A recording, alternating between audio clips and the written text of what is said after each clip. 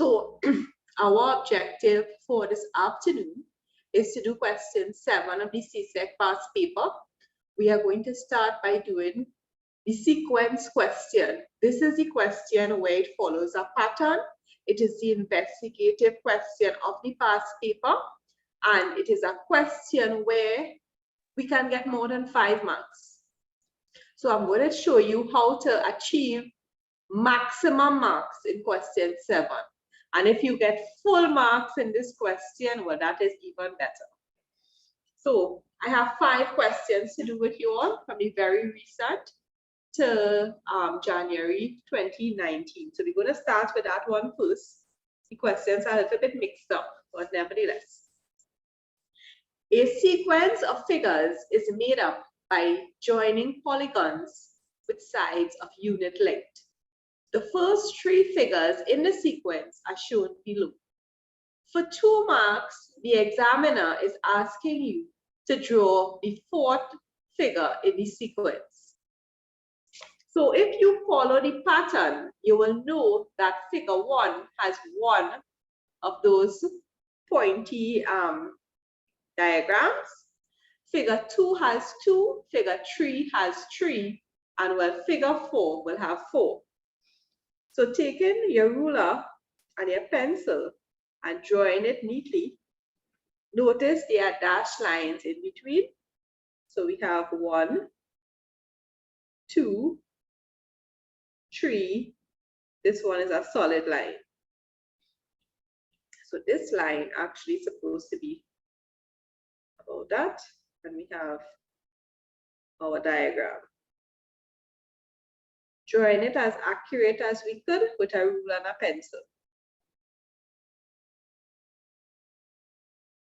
So this is going to give us 4 marks. The point's supposed to be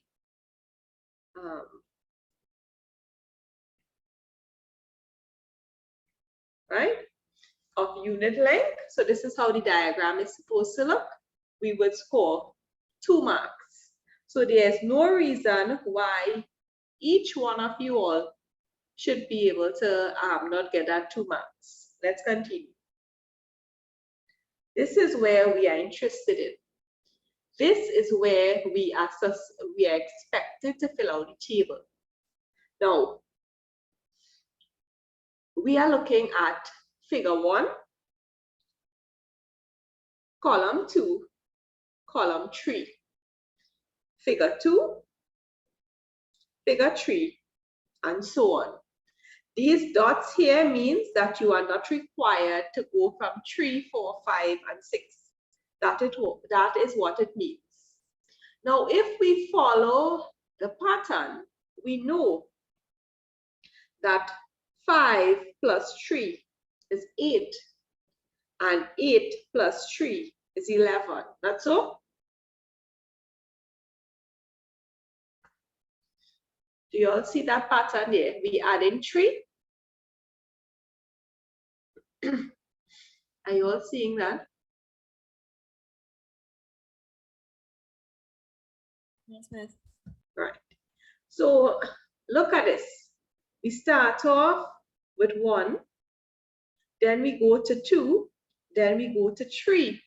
So the number of outer lines has to coincide with the figure, as well as 2 stays the same.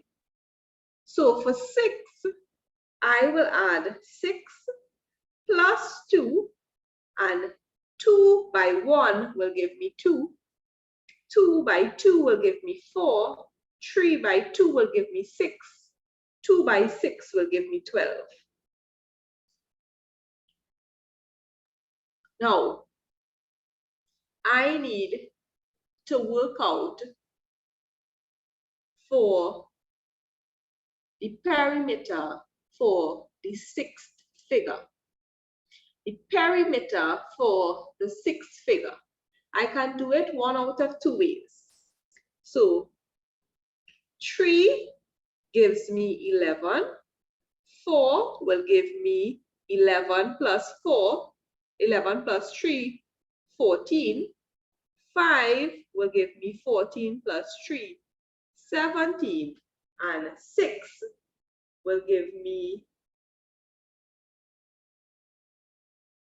how much will 6 give me? 17 plus 3, 20. Do you all understand how I got that?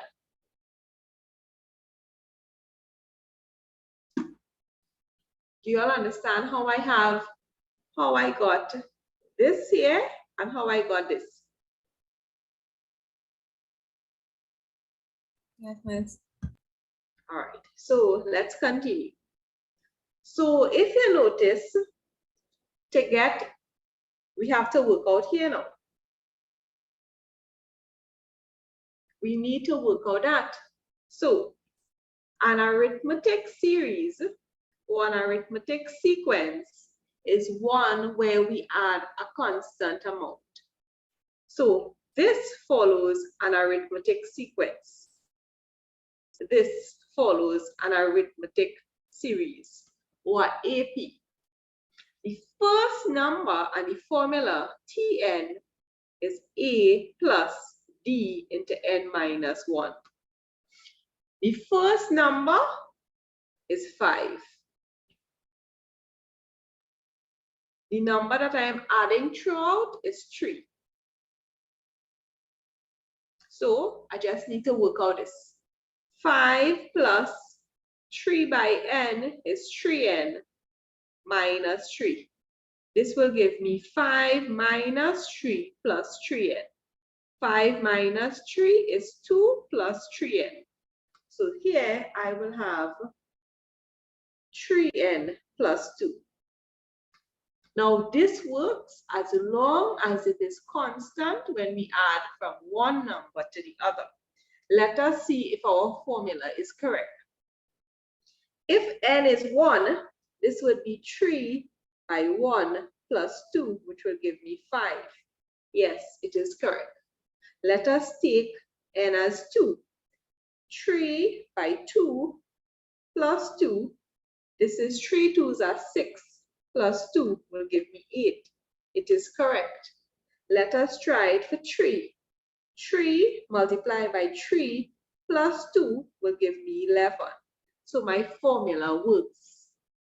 I need to work out the value of n for 65.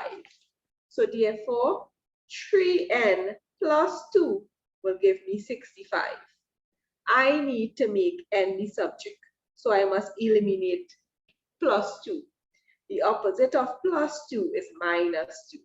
So this is 65 minus 2, which is 63. The inverse of multiply by 3 is divide by 3. So n is equal to 21. So if here is 21, this will be 21 plus 2, 21 by 2, 42.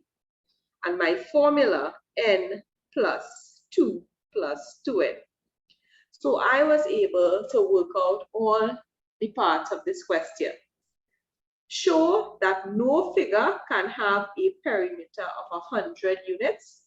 So P cannot be 100. That is what we want to show. So 3n plus 2 is equal to 100. So therefore 3n is equal to 100 minus 2, which is 98.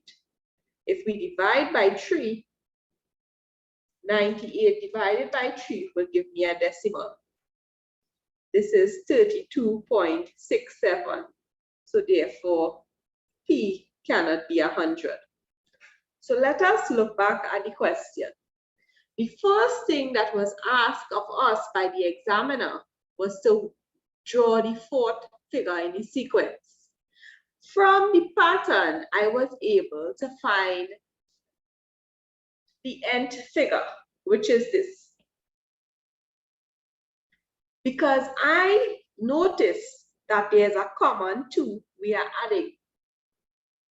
We are adding 2. So therefore, to get the sixth figure, I have to add 2 to the number 6.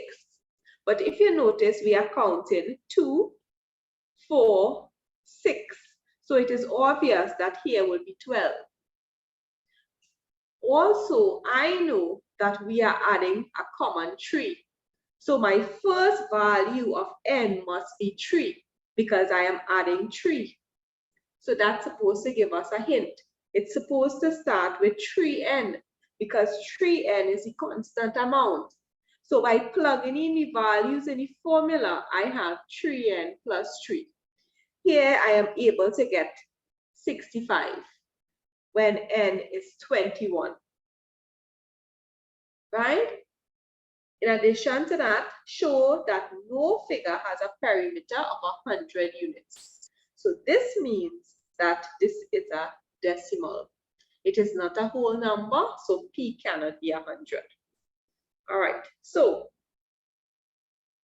here's what I want you to do. I'm giving you a few minutes. I'm giving you 5 minutes. Let us see how you can work out this table. You're using the formula for me. Tn is equal to A plus D into n minus 1. So you're using the formula here, where A here is 12. You're using the formula on this side here, where A is 30. You work out the common difference. What is D? And see if you could find this answer and this answer. So I'm giving you 5 minutes. Try the question and see what you could come up with. Let's go. Without me doing it for you, you try it.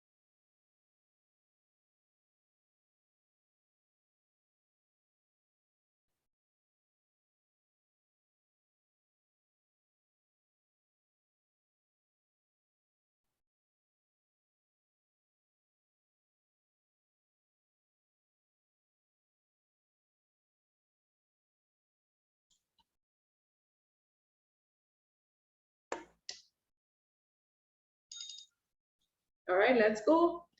How much do I add to the number 12 to get 24?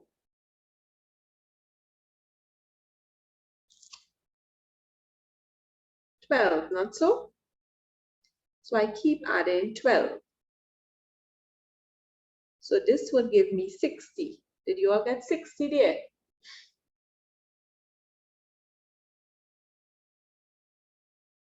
Here I am adding, very good.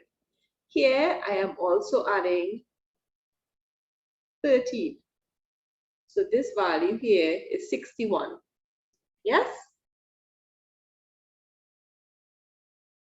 Did you all get that?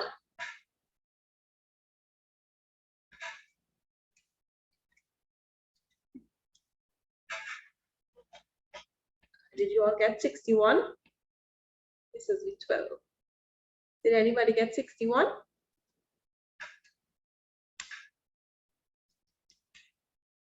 All right. So let us see how we come up with the formula. Now, somebody might be thinking, well, if we start off with the number 12 and we get 12, well, here we multiply by 12. Then 2 by 12 will give me 24. Then 3 by 12 will give me 36. Then 4 by 12 will give me 48. 5 by 12 will give me 60. So therefore, n by 12 will give me 12n. Let us see if it works with the formula. Tn is equal to 12 plus 12 into n minus 1. We multiply each number by 12. So 12 plus 12n minus 12. This is going to cancel. And with the formula, I have 12n. So that is correct. Every time I need to multiply the figure number by 12. So therefore, let us see if it works for the number of dots. Well, this is 12 plus 12 by 1, 12, plus 1 will give me 13. 12 by 2 plus 1 will give me 25. 12 by 3, 36, plus 1 will give me 37. So here I will get 12n plus 1. Let us see if it works with the formula. Here a is 13. So 13 plus 12 by n minus 1.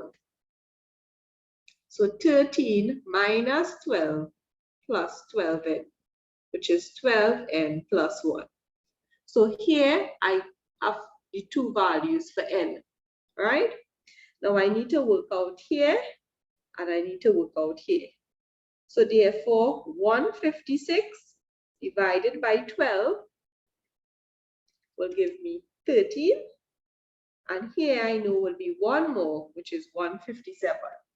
Did you all get anything close to that?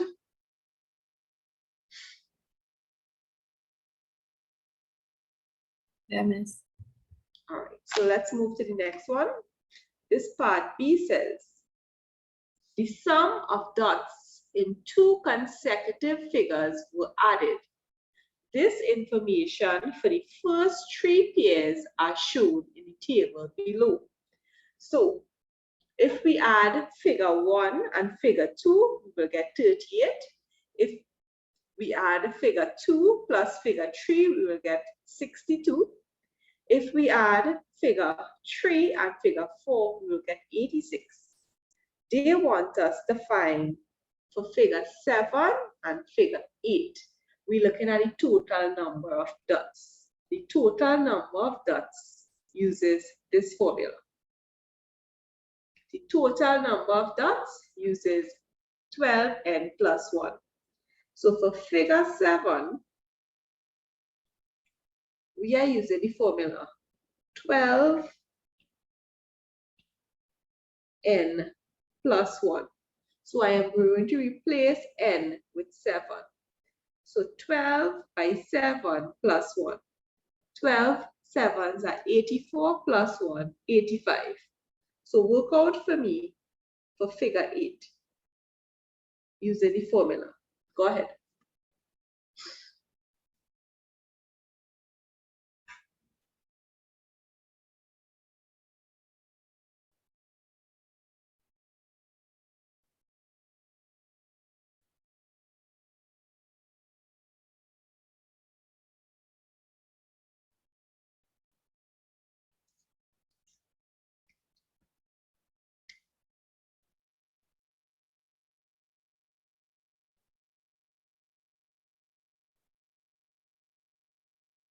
We're supposed to get 96 plus 1, which is 97.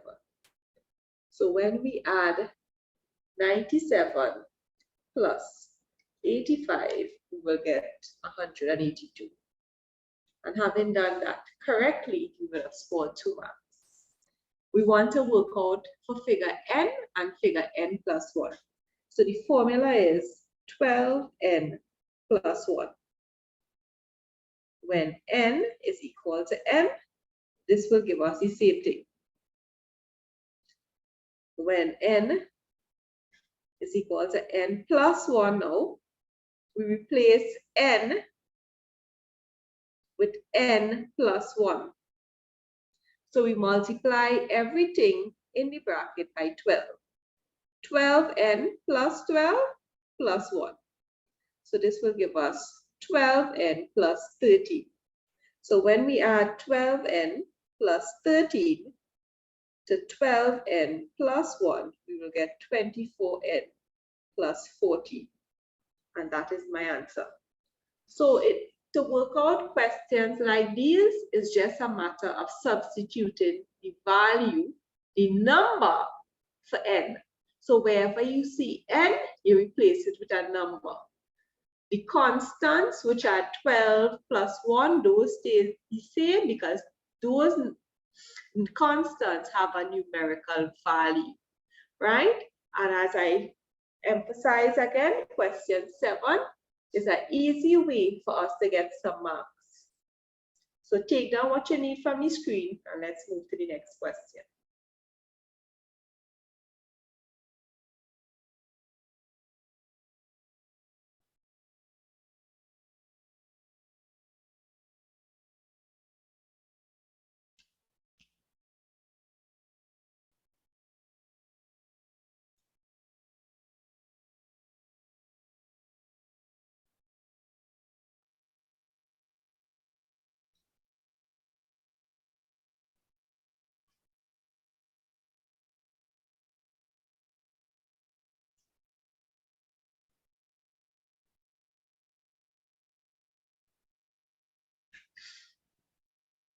All right, let's go.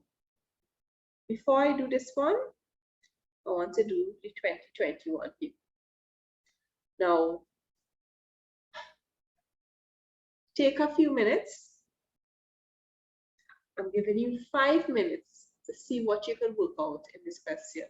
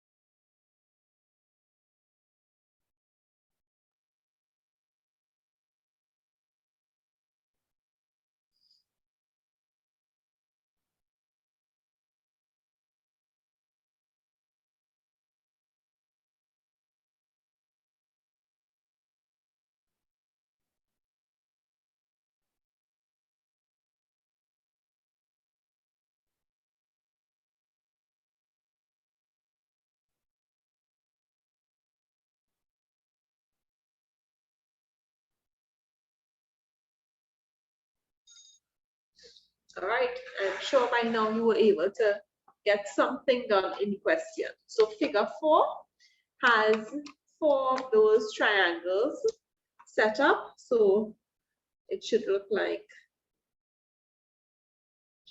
let's see, this is 1, 2, 3, 4. Draw a straight line here, and it's almost similar to the first question we did.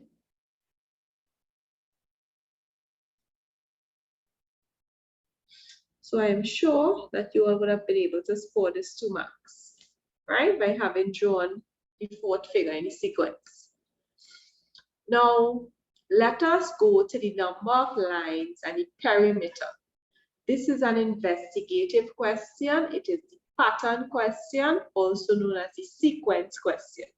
Let's take the number of lines first. My first number is 6. The second number is 5. So the difference with 6 and 11 is 5. Let's see if it's the same. 11 plus 5 will give me 16. So therefore, my formula here must start with 5n. How do I know that? Because the common difference is 5.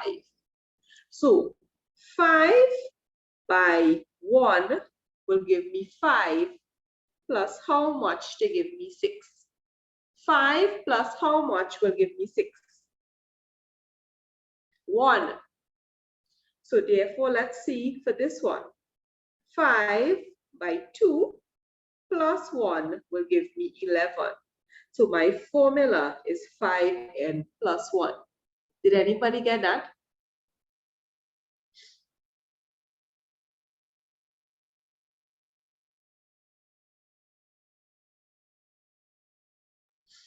All right, let us look at the perimeter now. The difference here is 3. The difference here is 3. So my formula will start with 3n. So 3 by 1 plus some number will give me 5. How much is it?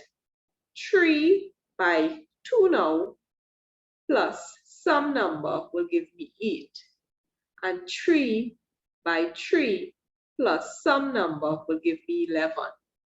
So 3 plus 2, 5, 6 plus 2, 8, 9 plus 2 will give me 11. So here I scored 2 marks. To find for 5 now, 5 by 5 plus 1. 5 5s are 25 plus 1 will give me 26. Even if you were counting, you were still supposed to get the correct answer. So here we will get 3 by 5 plus 2, which will give me 17. Do you all have that?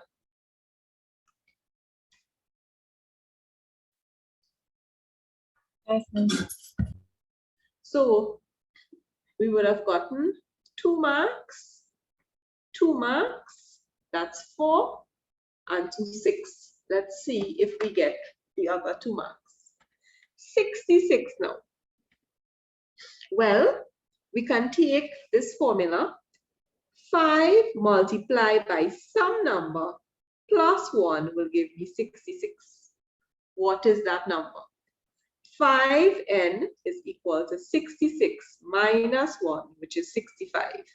And we divide both sides by 5. N is equal to 13. So 13 by 5 is 65 plus 1 will give me 66. So here will be 13 by 3 plus 2, or 3 by 13 plus 2. So 3 by 13 plus 2 will give me 41. So take a minute and make a correction And let's go to the next one.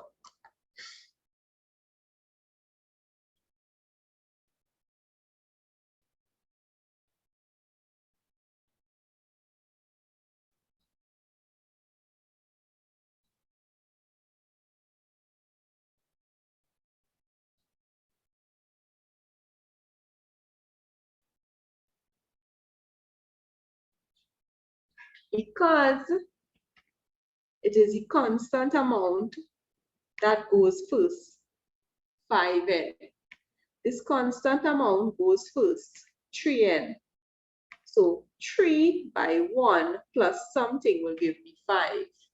Similarly, 5 by 1 plus something will give me 6. That is how I am able to get the values here.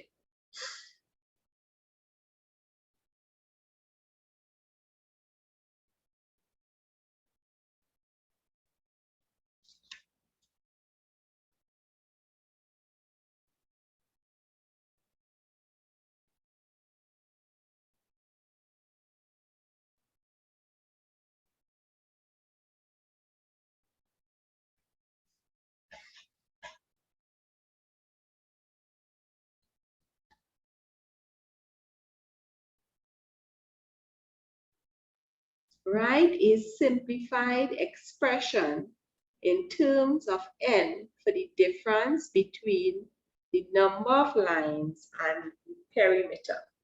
Write a simplified version. Well, the simplified version here for the number of lines and the perimeter.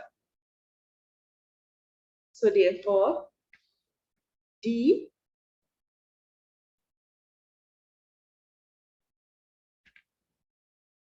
so they want D is equal to the number of lines L minus the perimeter. So the number of lines is 5n plus 1 minus the perimeter 3n plus 2. This will give me 5n plus 1 minus 3n minus 2. So 5n take away 3n is 2n. And 1 minus 2 is minus 1. Here, I would have scored 2 marks. What they want? A simplified version in terms of n for the difference between the number of lines, which is L, and the perimeter, which is P. That is the formula. So practice makes perfect. We need to practice the questions. All right, let's go to this one. Before we do this last one, let's do this for the circles. Now, look at it. See if you can come up with n. See if you can come up with 5. No, Bridget, I didn't send it.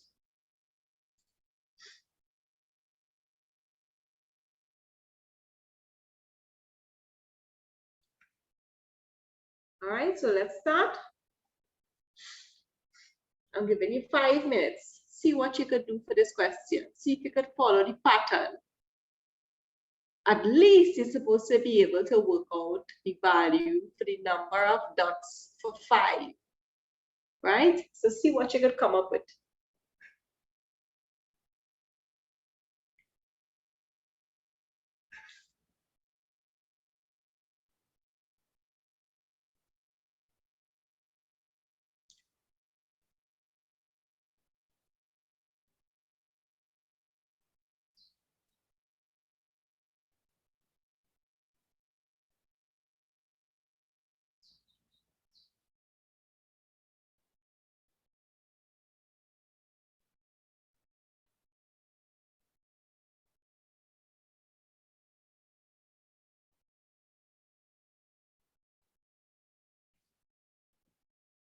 The only one that's supposed to give us some trouble is this one here.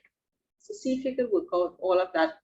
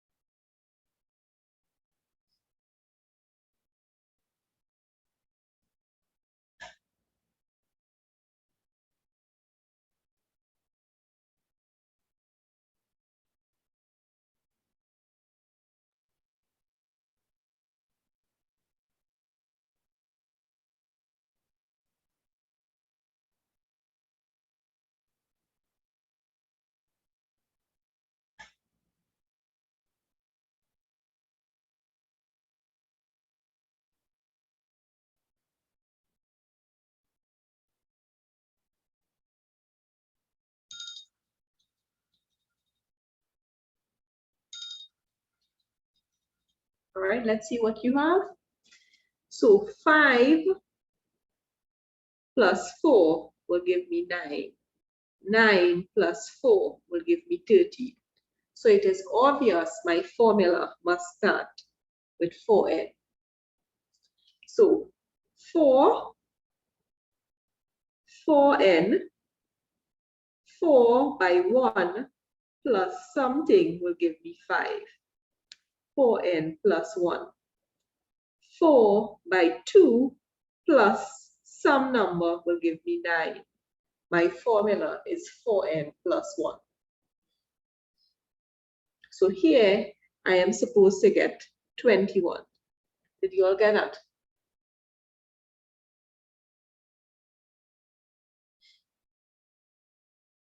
I do hope so, you know. So this one now, 1 pi, 2, 4, 3, 9. We know 3 squared is 9, 4 squared is 16, 5 squared is 25. Here would be n squared pi. We go in again. This is 2, here 2, here 2. So my formula will start with 2n. So 2 multiplied by 1 plus or minus something which will give me pi. I'll put it in terms of pi here. 2 pi, 2 pi, 2 pi. So therefore, 2n pi. So we want to know from 2n pi, how am I going to get 3, 5, and 7? Well, 2 multiplied by 2 is 4. 4 minus 1 will give me 3. 2 multiplied by 3 is 6. 6 minus 1 will give me 5. 2 multiplied by 4 is 8. 8 minus 1 is 7. So my formula here is 2n minus 1 pi. So don't let the pi confuse you. We have 2 plus 4, 4, 6 plus 6 will give me 12. 6 plus 8. So we are increasing by not a constant amount. So therefore, let's see if we can find another way of getting these values. So if I add 1 and pi, I will get 2 pi. If I add 2 and 4, I will get 6. If I add 3 and 9, I will get 12. If I add 4 and 16, I will get 20. So if I add 5 and 25, here I am supposed to get 30 pi. And here I am supposed to get 9 pi. So it means that n plus this formula is this one. So this is n plus n squared pi. That is my formula. N plus n squared pi. Because 5 and 25 will give me 30. And 4 and 7 will give me, 4 and 16 will give me 20. 3 plus 9 will give me 12. 2 plus 4 will give me 6. 1 plus 1 will give me 2. So it is just a matter of finding the pattern. Determine the value of n when the number of dots. So the number of dots, this is what we're looking at. So 4n plus 1 is 540. We want to make n the subject. So 4n is 541. 541 minus 1. 4n is 540. We divide by 4. So n is 540 divided by 4, which is 135. Write down in terms of p and pi, the largest circle in the figure, 3p. So we're looking for the largest circle. The largest circle, this is the formula, n squared pi. So the largest circle, n squared pi. When n is 3p, this will be 3p squared pi, which is 9p squared pi. So with some practice, we are supposed to be able to work out these parts of the question. So let's go to the last one now. Question 7. I'm giving you 3 minutes to see what you could do.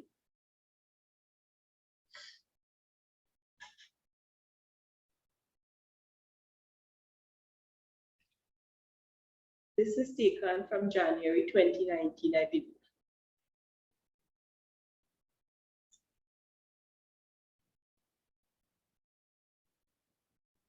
What is the first term in the sequence? Well, you just replace n with 1. What is the third term in the sequence? You replace n with 3.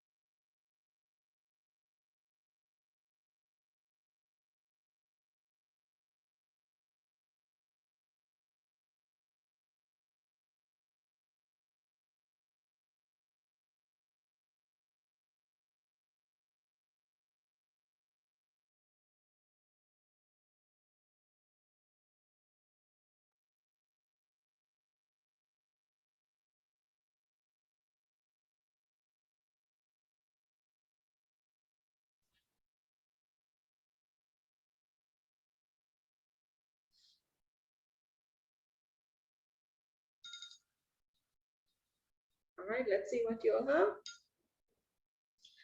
So T1 is the first term in the sequence. You replace n with 1. 1 squared is 1. So 3 by 1 minus 2 is 1. So having done that, you're supposed to be able to score 1 mark. The third term, well, that is T3. So you replace n with 3. 3 squared is 9. So 3 by 9 minus 2. 27 minus 2 is 25. Having done that, you would have gotten 1 mark. They want the value of n when the function or the term is 145. So 3n squared minus 2 is 145. So we want to make n the subject. So let us eliminate negative 2. 145 plus 2. 3n squared is 147. The opposite of multiply by 3 is divide by 3. So n squared is 147 divided by 3, which is 49. This means n is 7. Right? So that is the first 3 parts of this question. The first 8 terms of another sequence are given. This is called the Fibonacci series. So when you have some time and you're browsing social media, check out the Fibonacci series, right? This is called the Fibonacci series. Now from this, U5 is U4 plus U3. U7 is U6 plus U5. So therefore, U9 will be the term before U8 plus the term before that. And U10 will be the one before plus the one before that. So U8, we want to find out U8. So we have 1, 2, 3, 4, 5, 6, 7, 8. U8 is 21.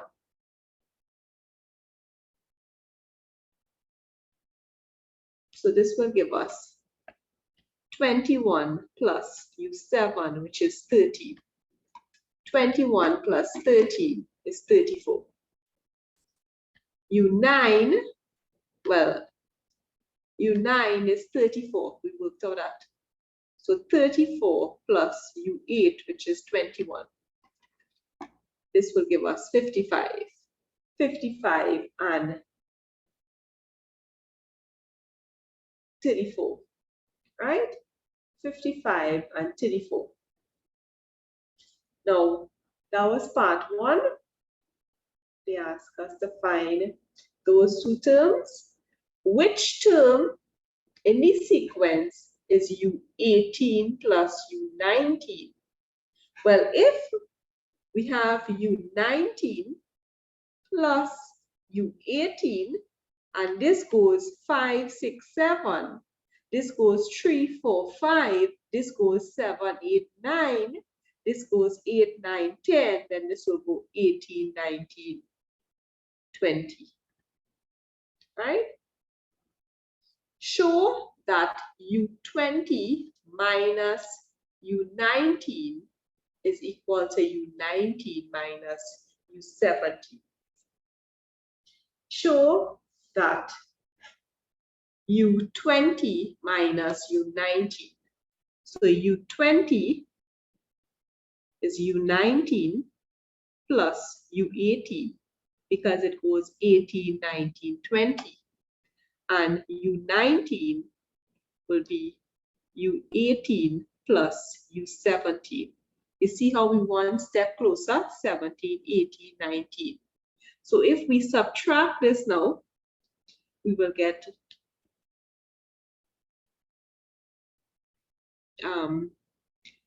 U20 minus U19 is equal to U19. This will cancel with that, and we'll get minus U17. And that was quite easily done. So it is a matter of just substituting and following the pattern. When you get some time, look up the Fibonacci series. This is called the Fibonacci series, and you all can check it out. So it is 1 minute past 5. We're going to take a break for 10 minutes. When we return, we're going to question 8 of the Csec past paper. For those of you all who join us late, we are doing question 7 and 8 this week. We're doing question 9 and multiple choice next week. And the last session, we're doing question 10 and the last bit of multiple choice. So when we return in 10 minutes time, we are going to question 8. So it is 2 minutes past 5. You will come back at 12 minutes past 5. All right?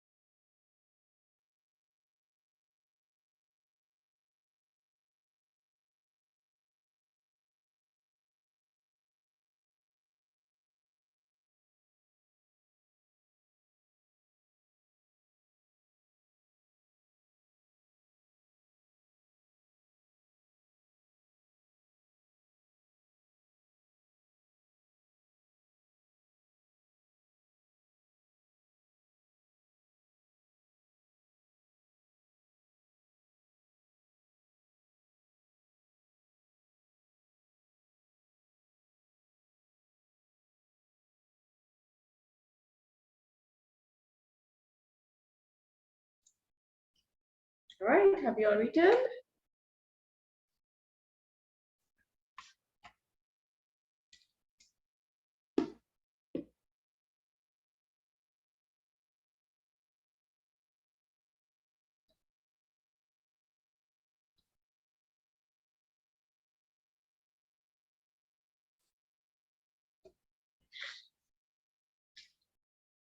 Complete the table below for the function 3 plus 2x minus x squared.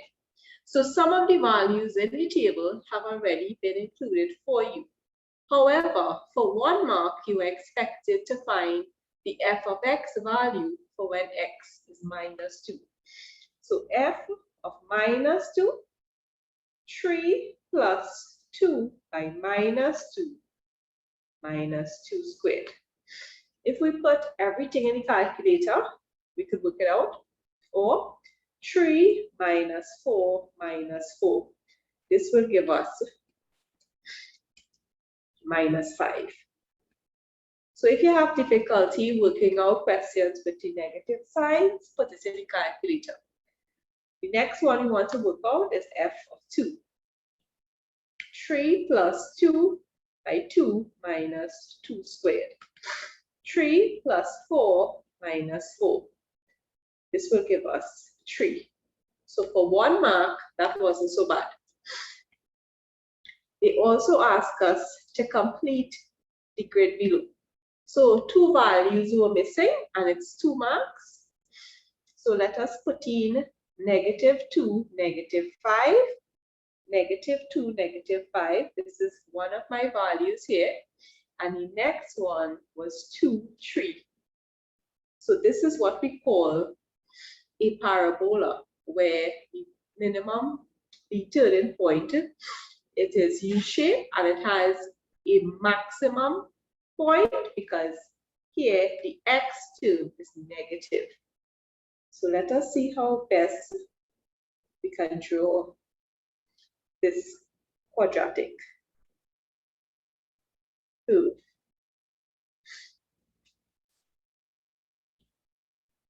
Let's see. All right, so that is what it's supposed to look like. And here we are supposed to get 2 marks. So we would have scored 4 marks just by completing the table and just by drawing the graph, right? This is where it gets interesting now. The question goes on to ask us to state the coordinates of the maximum point. Now, the maximum point is another name for the turning point. It is the point where the curve turns. So let's go back. When the curve reaches this point here, it turns and it goes back down. So all the time it was moving in an upward direction, then it turns at this point and it goes in a downward direction. So this point here is called the turning point. So this is the coordinate that the examiner is looking for. The x value is 1 and the y value is 4. So this is called the turning point. 1, 4. This is called the maximum or the turning point. Why is it called the turning point? It is the point on the curve where the curve turns. So this is 1, 4. We should have been able to get that. The range of values for which the function is positive. The range of values for when the function is positive. This part of the curve here is the positive values. This part here is where it is positive. If we go on the bottom here, it becomes negative. So the values I am looking for is between -1 and 3. All of those values are positive. So we want the values -1 less than x less than 3. all of those values, the function is positive. Let's look at it here and here. All of these values are positive. This is the positive part of the plane. The gradient of f of x, where x equals to 1. Now, the gradient of this line, this is the gradient. This they want here. Now, if a line is horizontal or if it's vertical and it's not slanted, the gradient is 0, because the gradient is the rise over the run. So a vertical line has a gradient of 0, and you are supposed to know that. The gradient is 0. If a line is horizontal or vertical, the gradient is 0.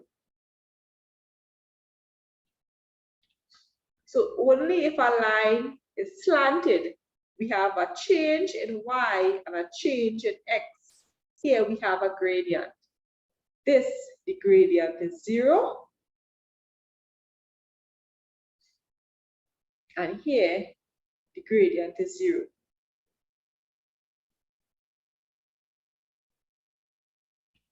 Right? Let's go. And notice that they started bringing the linear programming in question 8. Mr. Thomas makes X bottles of juice and Y cakes each day. So we want to underline that. X bottles of juice and Y cakes. To supply his customers, he makes at least, this has a special name and has a special meaning. The word at least means equal to or greater than. So it means that he makes 20 or more. 20 or more. And no more than 15 cakes. He can make 15 cakes, but he cannot exceed that. So let's write the two inequalities. To supply his customer, he makes at least 20 bottles. So X must be greater than or equal to 20. This is at least.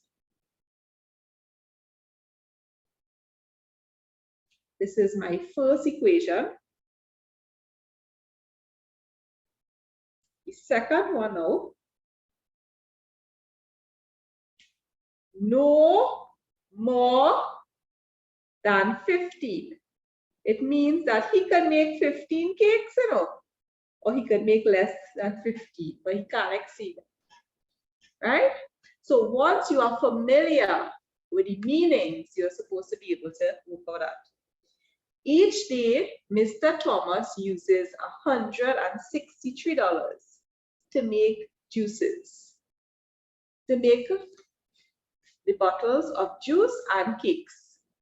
The cost of each juice is $3.50 and the cost of each cake is $5.25. Write an inequality that will represent this information. So $3.50 for a juice. So this is $3.50x. $5.25 for a cake, $5.25y. And this is supposed to be less than or equal to 163, because that is the amount of money that he uses. He can't exceed that, right? Show that on any given day, it is not possible for him to make 50 bottles of juice and 12 cakes. Well, think about it. It's like mommy sending you in the grocery with a certain amount of money in your pocket. Right? If mommy sends you in the grocery with a certain amount of money in your pocket, you only have $163. You cannot exceed that. So 350 by 50 plus 12 by 525. This is 350 by 50 is 175. Right away, you have exceeded the amount of money that you had, which was 163. And this is $63.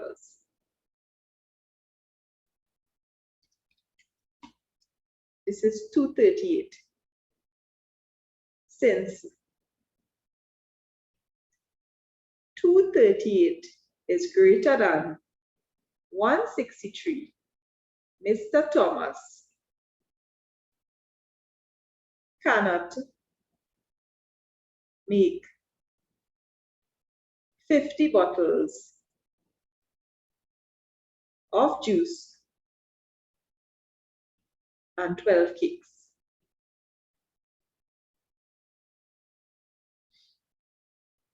All right, let's go to the next one. All right, this is taken from 2020 paper. Solve the pair of simultaneous equations. So we want to solve those simultaneous equations. So we have two equations there. We can put the equations equal to each other and solve it.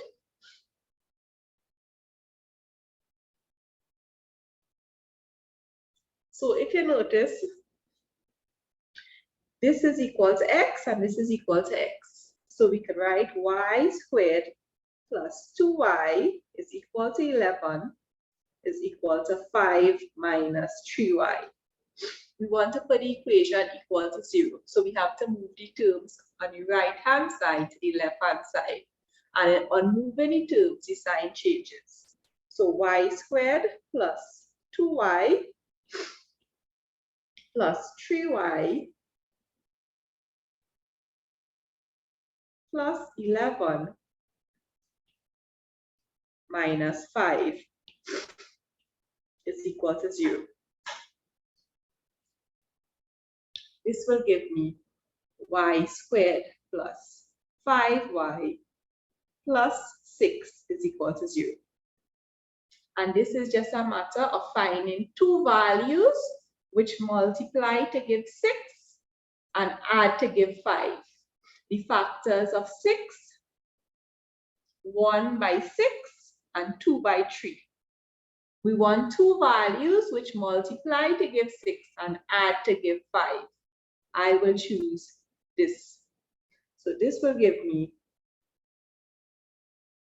y plus 2 and y plus 3. So those are my two values for y. So either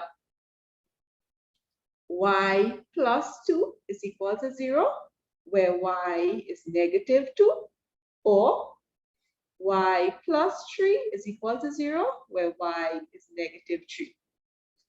And then it's just a matter of substituting it into the formula.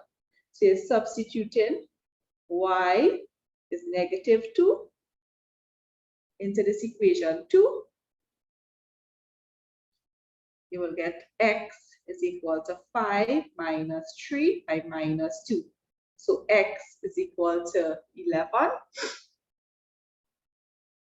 And you substitute y is negative 3 into equation 2.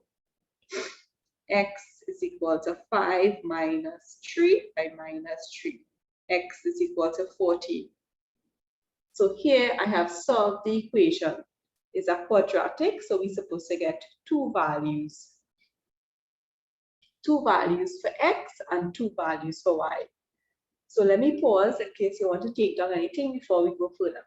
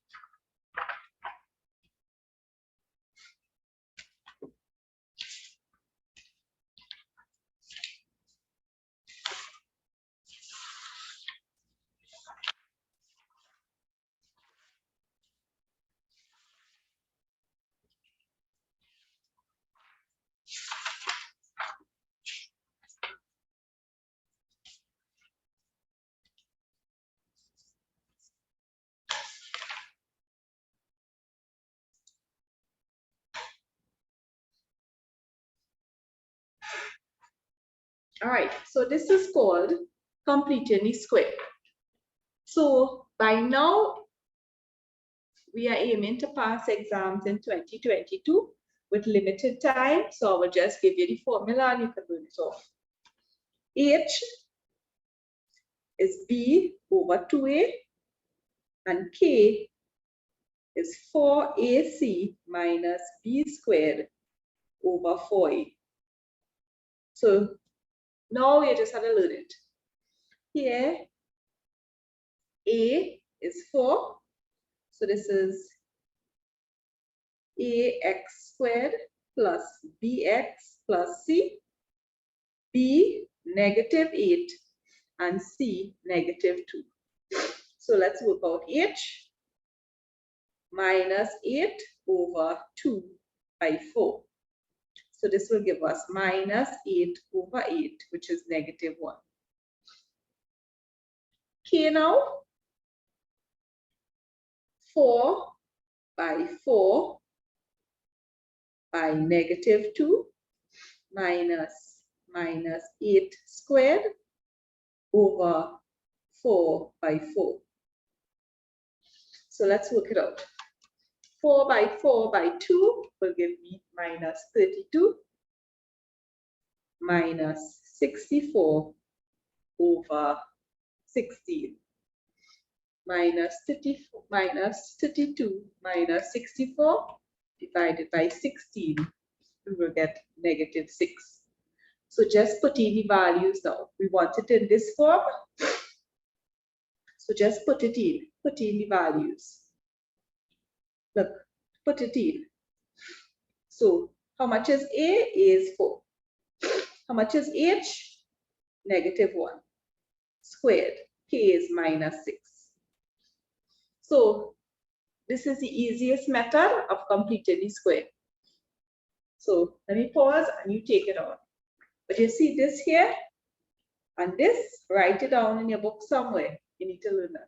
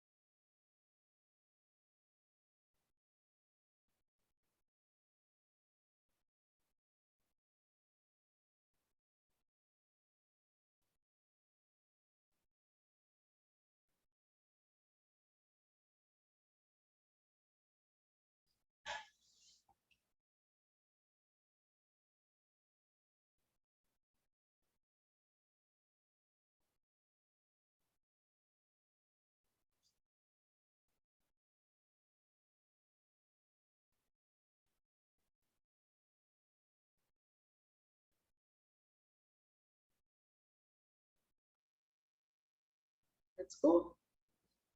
The minimum value. You see this value here?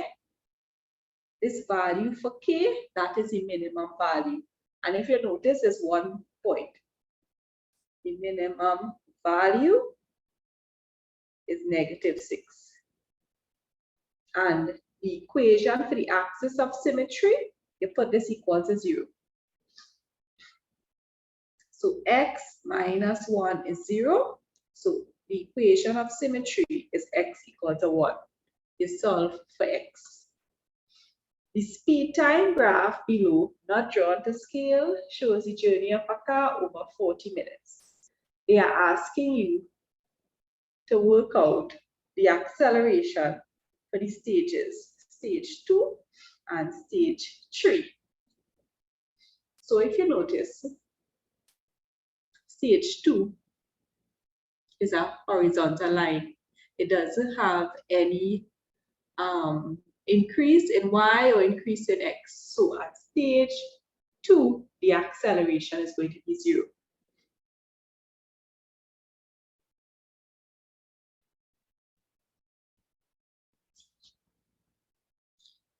The car is not moving faster or slowing down. It is moving at a constant speed. It is not going up or down. The velocity is not changing, so the acceleration is 0. Let's look at stage 3 now. So we need to get 2 points to find the gradient. Now, the gradient is a change in y over the change in x. So this change here, this point is 12, here is 0. So 12 minus 0, here is 12. Or the rise over the run. So the gradient is the change in y over the change in x.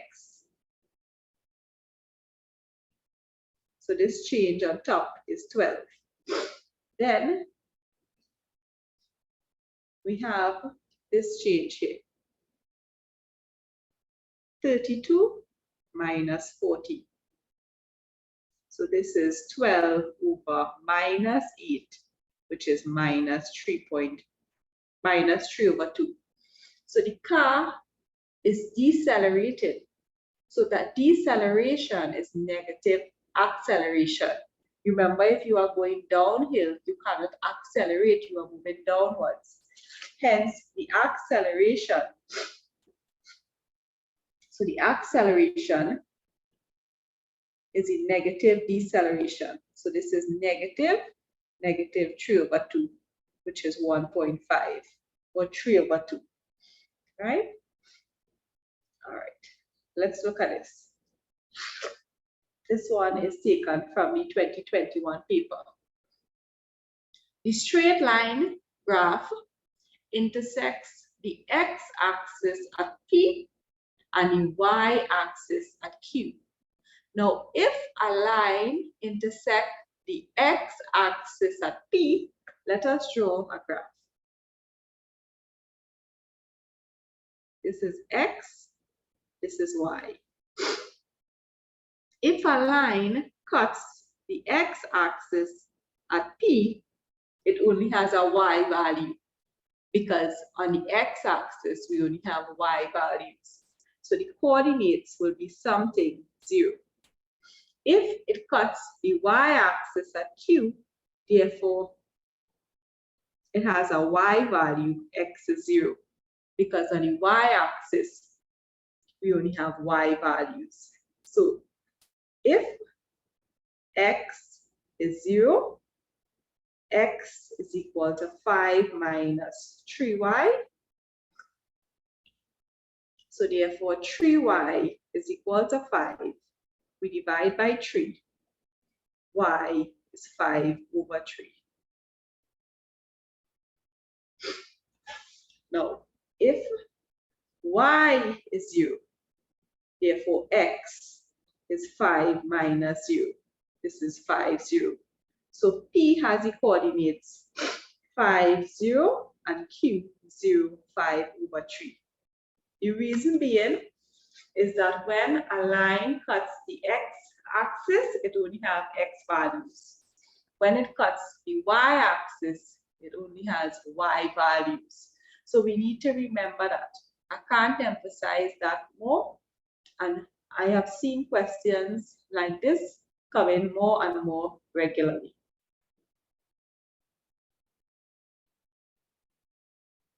Calculate the length of PQ, given your answer correct to 2 decimal places.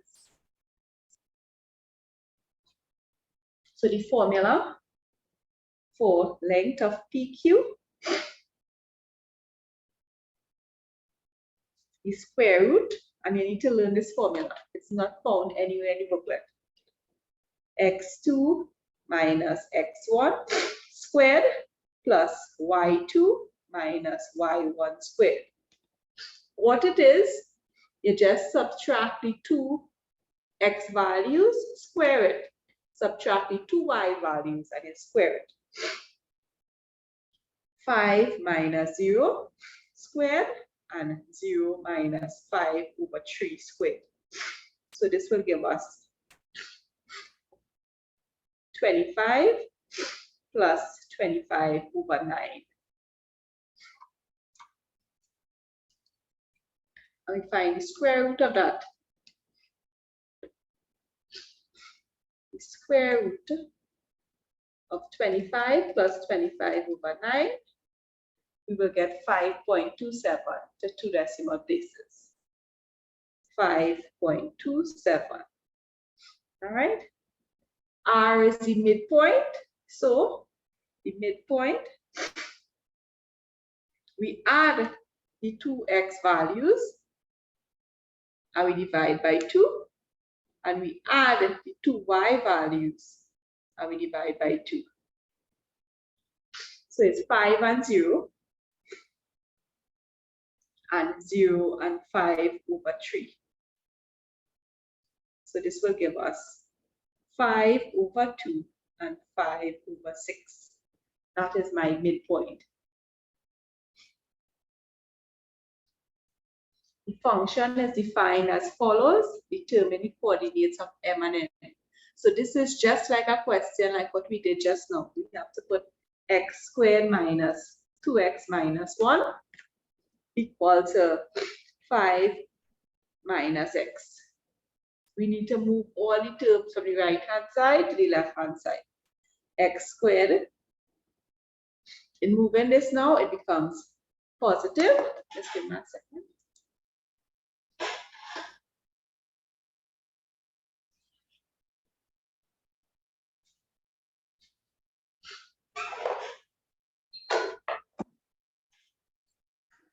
All right. In moving it, it becomes positive. This remains negative. And this becomes negative 5. So we have x squared minus 1x minus 6 equal to 0.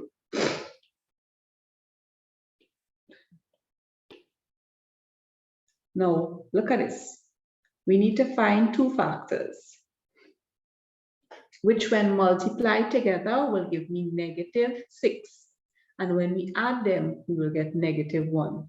Well, remember just now, we took the factors 2 and 3. So here we will have to choose 1 and 6.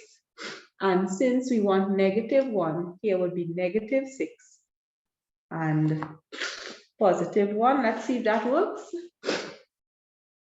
Negative 1. This will give us, here we will get negative 6x. That's now a negative 6x and positive 1. No, that would make. We want two numbers, which when we subtract it, we will get negative 1. Here we will get 5, and here we could get 1. But to get negative 1, it means the larger of the two must be negative. So here we will get 2x, and here we will get minus 3x. So that is correct. So either x plus 2 is 0, where x is 2, or x minus 3 is 0, where x is equal to 2. X plus 2 is 0, where x is minus 2, and x is positive 3. Those are the two values that we will get. Right? Let's go. We have another question for the speed time graph. So this is a pattern here. Right? In the essence of time, you all will take these two values and substitute it into this to get the two corresponding f of x values, right? We want the constant deceleration. So the coordinates of this point here is, this is 4.5. And here is 12. This point here, because remember we decelerated, here is 7, 0. So the gradient is y2 minus y1 over x2 minus x1. So we have x1, y1, x2, y2. You'll practice this when you get some chance. x1 is equal to 7, x2 4.5, y2 12, y1 0, x2 4.5, x1 7. 12 divided by 4.5 minus 7 is minus 2.5. 12 divided by 2.5 is 4.8. And remember, deceleration is the negative of acceleration. So this will give us 4.8 meters per second. Monty's average speed over the 7 seconds. So we have to find the area, the distance covered over the time taken. So average speed for Monty is the distance over time. We know the time is 7 minutes. So we need to find the distance, which is the area. And this is a trapezium here. The formula for a trapezium is a half the sum of the parallel sides by the height.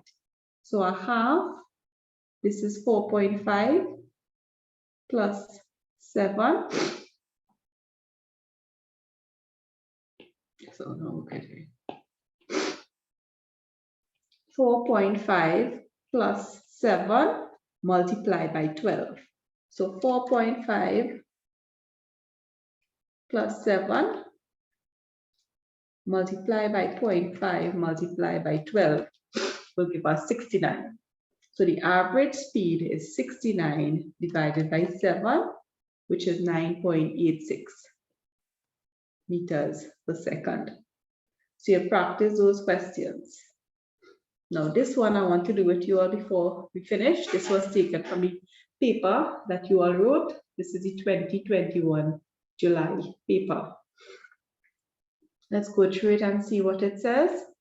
Marla buys 2 types of mobile phones, B Flow and C Flex, from a company on retail.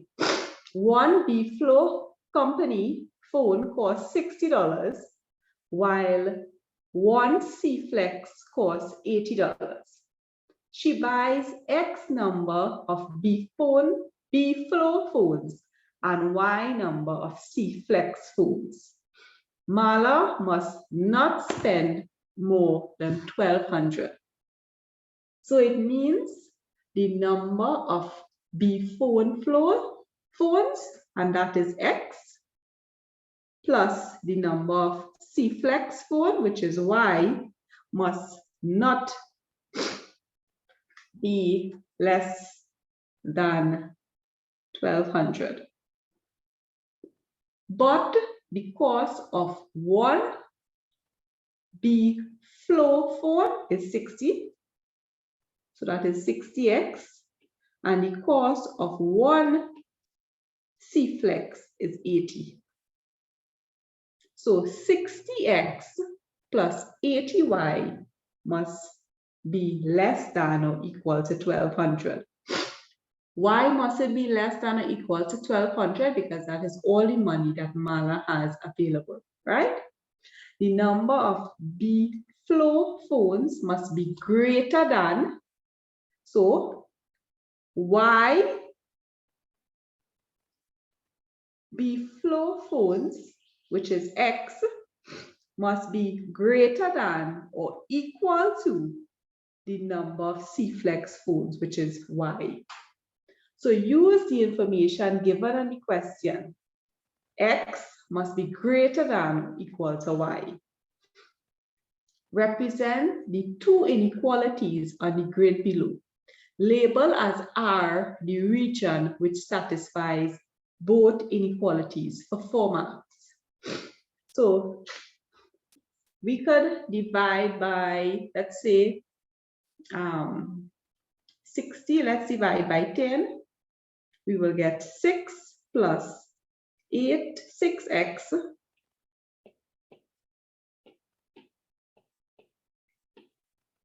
6x plus 8y must be less than or equal to 120.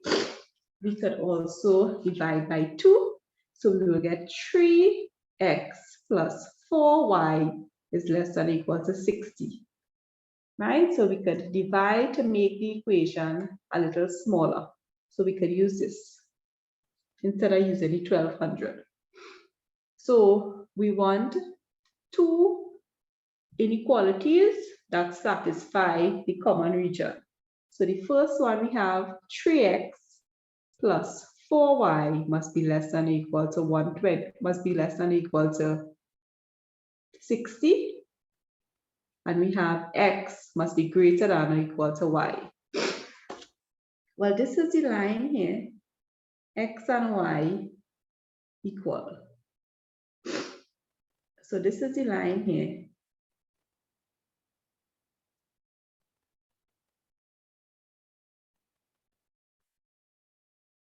So this, remember that in this question, the scale was wrong. Because if you notice here, we have 1, 2, 3, 4. Here we have 1, 2, 3, 4, 5.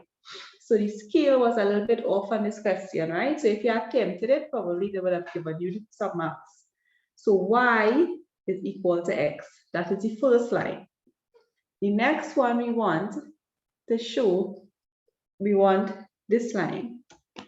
3x plus 4y is less than or equal to 20. We only need 2 points, so we can substitute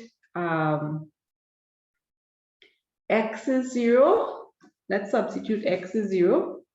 So 3x plus 4y is equal to 60. 3x plus 4y is equal to 60. So 3 by 0 plus 4y is 60. So therefore, y is 60 over 4, y is 15. So the first value is 0, 15. 0, 15. This is my first value. So I need one other point. So let me substitute. Y is 50 now. So 3 by x plus 4 by 15. No, I will get 0. Let me substitute x as 50 now. 3 by 15 plus 4y is 60. So 4y is equal to 60 minus 45. Y is equal to 15 divided by 4, which is 3.75. So the next value is 0. X is 15 and y is 3.75. So this is 1. This is 0.2. 1, 2, 3. So this is 1. This is 3/4, 0.75. This is 3.75 here. So I have my 2 points and I can draw my line. So that is my region there. Right? Now they ask us for the value or the common region. We want values where x is greater than y. If I take this value here, x is 15, y is less than 1. If I take this value here, x is 20, y is 0. So my common region R is this area here. This is the common region. So to do these linear programming questions, all you need to do is find 2 points that satisfy the equation, and that will give you the common region. So here, this is R. Let's go. The total number of mobile phones is represented by X plus Y according to the graph what is the largest value of x plus y? Well, the largest value of x plus y will be this value here when x is 20, because that is the largest value in the question. So the maximum value here will be 20. X plus y equal to 20. The table shows a pair of values. So this is just like the maximum and minimum. They ask you to draw the graph. So now they gave you all the values and they ask you to draw the graph. So you have to take a ruler and a pencil. Some of the values are plotted for you. So we need to work out the positive. The positive was 1, -2, 2, 2, and 3, 8. So let's do that. 3, 8, 2, 2, and 1, -2, and 0. 0 is 4, 0 is -4. 0 is -4. So notice here, it goes a little bit under. We have to draw the graph. So this has a minimum point because x squared is positive. X squared is positive, so this has a minimum point.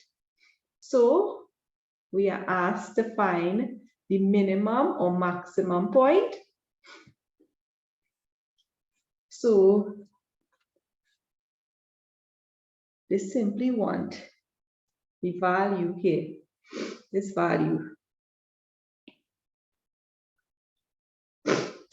And if you notice from the graph, this y value, it appears to be, look here, this is the value here. So it appears to be a little more than -4. So I will take probably -4.3. -4.3. On a ruler, draw the axis of symmetry. So if you notice, this axis of symmetry, it runs a straight line where it cuts the curve here. So this is the axis of symmetry here. It cuts the curve into 2 equal parts. So this is x equal to -1/2. That is the axis of symmetry. All right, so there was just one question I wasn't able to do. So what I can do, I will send this for you all, right? I will post it up on the Google Classroom, or should I send it via WhatsApp? What do you all prefer?